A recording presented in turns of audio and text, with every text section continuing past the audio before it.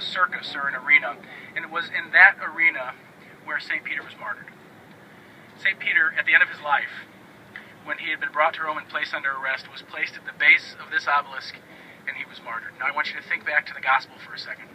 Think back to the first time our Lord Jesus asked St. Peter, "Peter, do you love me?" He asked him 3 times, remember? "If you love me, feed my sheep," so on and so forth.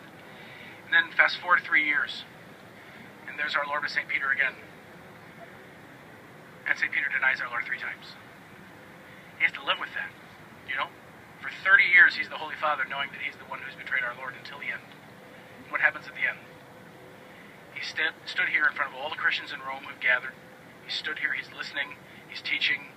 And in the end, the Romans ask him if he believes in Jesus Christ, and he says yes. And the last thing he sees before he dies is the hat. This, for us, is the sign of fidelity.